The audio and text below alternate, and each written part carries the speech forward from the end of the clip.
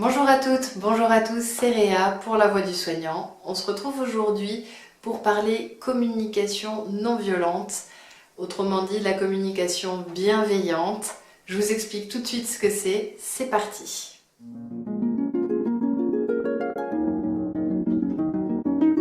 Ce qu'il arrive très souvent dans la vie quotidienne, c'est qu'on a du mal à exprimer les choses et qu'on n'est pas toujours très disponible non plus pour écouter ce que les autres ont à nous dire et qu'une mauvaise écoute plus une mauvaise expression, ça donne un énorme malentendu. Très souvent, on ne se comprend pas les uns les autres, je ne te comprends pas, tu ne me comprends pas, je ne me comprends pas moi-même, c'est le bordel. En fait, ce qui se passe, c'est qu'on a très souvent été formés pour faire des choses et pas vraiment pour être dans l'écoute, être dans l'expression de ce que l'on ressent, discerner tout ça, vous voyez, ces petites choses un petit peu de l'écoute intérieure, vous savez, les trucs que je vous bassine depuis le début de ma chaîne. Et en fait, on se rend compte que vous comme moi, le temps a largement passé et que plus ça allait, moins on arrivait à définir qui on est. On arrive difficilement à discerner, c'est à peine si on sait ce que ça veut dire, à nommer ses émotions, à écouter son corps, évidemment, alors ça... et à exprimer les choses sans violence, sans nervosité, sans sous-entendu, sans choses insidieuses, voyez. Ça, c'est vraiment pas évident. Alors comment, dans ces moments-là, arriver à avoir une communication un peu plus sereine, un peu plus bienveillante, un peu plus détendue? Alors ça s'appelle la communication non violente et c'est Marshall Rosenberg qui nous en parle et il nous livre 4 étapes qui je crois sont quand même assez faciles à se souvenir si vous mémorisez la tête, le cœur, le ventre, le trip si vous préférez, c'est comme vous préférez, et les jambes. Pourquoi? Parce que la première étape c'est dans la tête, dans ce que j'observe ici et maintenant, la situation telle que je la vis ou telle que je l'ai vécue aujourd'hui. Par exemple, vous avez eu une journée de merde, passez-moi l'expression, mais ça arrive. Et il suffit juste d'exprimer ça et de dire, voilà chérie, aujourd'hui j'ai eu une journée où j'ai fait que traiter des dossiers difficiles. Par rapport à la situation, c'est important d'être dans l'observation sans juger, d'être le plus objectif possible, c'est-à-dire pas d'émotion, pas de sentiments, vous ne filtrez pas. Parce que si vous mettez le filtre des émotions et des sentiments, vous allez déformer la réalité et du coup, souvent, ça nous rend moins crédibles et l'autre nous écoute d'une oreille. C'est-à-dire que l'autre oreille est partie se balader, elle n'avait pas envie, elle a compris que ça allait être encore une plainte pas possible. Donc soyez objectif, ramenez les faits pour les faits. Dans un second temps, c'est le sentiment. Ça se passe dans votre cœur. Qu'est-ce que vous ressentez? Qu'est-ce que je ressens après cette journée ou à cet instant T? Est-ce que je suis nerveux? Est-ce que je suis épuisée? Et vous le dites. Voilà, toute la journée, j'ai traité des dossiers difficiles, j'ai fait sortir 12 patients pour en rentrer 12. Je suis exténuée. Jusque-là, on ne va pas pouvoir vous contredire. Vous n'avez pas besoin de vous justifier. C'est votre vécu, c'est votre ressenti de journée. Et c'est hyper important que vous arriviez à discerner vos émotions et que vous arriviez à verbaliser à l'autre votre émotion. Ça fait partie de la vérité que vous vivez intérieurement et que bien souvent on ne dit pas. Parce que très souvent on est énervé, on ne dit pas qu'on est énervé. Dans un troisième temps, c'est le besoin éprouvé. C'est dans le bide. Qu'est-ce que j'ai besoin ici et maintenant pour juste déconnecter peut-être de la journée que j'ai eue. Ça peut être un besoin de temps pour vous, ça peut être j'ai besoin d'aller prendre une douche, une bonne douche chaude ou un bain, ou d'aller vous balader, d'écouter de la musique, de danser, enfin d'aller vous défouler tout simplement. Et ensuite, vous serez beaucoup plus disposé à échanger, à communiquer, à boire un verre, tout ce que vous voulez. Mais du coup, c'est encore une fois de l'exprimer. J'ai eu toute la journée à traiter des patients difficiles et ça a été dur pour moi, j'en suis fatiguée. Je crois que j'ai besoin d'aller m'aérer. Ensuite, je crois que je serai plus disponible pour discuter.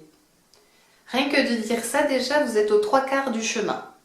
J'ai envie de vous dire, c'est déjà pas mal. Parce que finalement, reconnaître ses besoins fondamentaux, ses idées, ses envies, ses désirs, c'est pas quelque chose qu'on nous a appris. On nous a appris que penser à nous, c'était égoïste et égocentrique. En fait, c'est exactement l'inverse. C'est-à-dire que plus vous vous écoutez, mieux vous vous comprenez et plus vous allez avoir la facilité, je dirais, de comprendre les autres, de mieux les écouter aussi, et ça ouvre, ça rend beaucoup plus disponible. Donc c'est très important de reconnaître vos besoins à cet instant T. À la 4e étape, ce qui est très important et ce qui clôture votre communication, ce que vous aviez à dire, c'est de demander, d'agir, de passer à l'action. C'est-à-dire que quand vous terminez en disant « je serai dispo pour discuter ou pour aller manger un bout avec toi ou aller boire un verre ou parler de cette chose dont on n'arrive pas à parler depuis des jours », c'est de dire « vous, quand est-ce que vous allez estimer être disponible ?»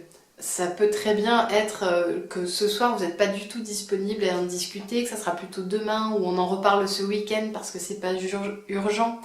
Mais demandez, est-ce que ça va si on en parle dans 1 heure? Est-ce que ça va si on n'en parle que ce week-end? Est-ce que ça va si j'ai pas envie d'en parler aujourd'hui et que t'inquiète pas, j'y réfléchis, j'y pense, mais là vraiment je serai pas la personne la plus adaptée à avoir cette conversation ici et maintenant avec toi. Parce que combien de souffrances naissent du fait que on pense que les autres vont satisfaire, combler nos insatisfactions, nos frustrations, nos besoins, tout simplement. Et en fait, on n'a pas à combler les besoins des autres et on n'a pas non plus à attendre que les autres comblent nos besoins. C'est que c'est à vous de demander, c'est à vous d'agir, parce que sinon, vous retombez dans le triangle dont je vous ai parlé il y a quelques semaines maintenant, de la victime, du bourreau et du sauveteur. C'est-à-dire qu'en victime, vous allez vous plaindre que c'est encore vous qui avez fait le ménage et que vous en avez ras-le-bol. Et puis ensuite, vous allez persécuter l'autre, vous allez le critiquer, il va se prendre 30 000 plaintes. Mais lui, il n'était pas au courant qu'il fallait absolument faire les vitres parce que c'est maintenant ou jamais, parce qu'après, demain, il pleut. Voilà. Vous savez, c'est ces petites charges mentales dont on se charge, tout simplement, et qui ont besoin en fait d'être exprimées à l'autre, mais pas n'importe comment. Et c'est ça qui fait toute la différence. Donc au lieu d'attendre, au lieu de se plaindre, au lieu de critiquer, et finalement au lieu d'avoir une communication complètement dévastée, il vaut mieux dire ok, je prends 5 minutes, je prends du recul. Comme quand votre cadre vous demande est-ce que tu peux venir ce soir dépanner pour tel ou tel collègue, ou alors est-ce que tu peux prendre mon week-end. Prenez toujours du recul, prenez le temps d'évaluer quels sont vos besoins, c'est hyper important. La situation, elle est comme ça. Telle personne n'est pas là, c'est vrai qu'aujourd'hui le travail était difficile, voilà comment moi je me sens épuisée et mon besoin là ici et maintenant c'est de me reposer, même si du coup je ne vais pas pouvoir soulager l'autre ou le dépanner ou n'importe, mais il y a vraiment cette idée qu'ensuite je demande si c'est ok et peut-être de dire à l'autre écoute, je serai plus disponible la prochaine fois peut-être je pourrais prendre ta garde, mais là ça va pas être possible. Franchement, vous serez surpris des changements. Moi je sais que je l'ai assez vite appliqué quand j'ai commencé à faire mon travail sur moi. Et je dois dire que ça a changé beaucoup de choses quand j'ai commencé à demander à mon chéri de m'aider, mais pour des tâches quotidiennes ou de dire bah voilà ça il faudrait qu'on le fasse, est-ce que tu serais disponible pour faire la machine à laver ou pour ci ou pour ça, et de ne pas attendre le dernier moment pour gueuler sur l'autre ou pour lui dire écoute t'aurais pu le faire quand même, t'as bien vu que ça débordait quoi. Oui ça débordait, mais l'autre a aussi des choses à faire et lui aussi il est en attente que ses besoins soient satisfaits, qu'il ait de l'espace pour les satisfaire. Donc c'est vraiment pas évident de trouver le juste milieu, mais ce qui compte pour trouver ce juste milieu, c'est juste d'exprimer ce que vous vivez et de ne pas hésiter à demander ce dont vous avez besoin.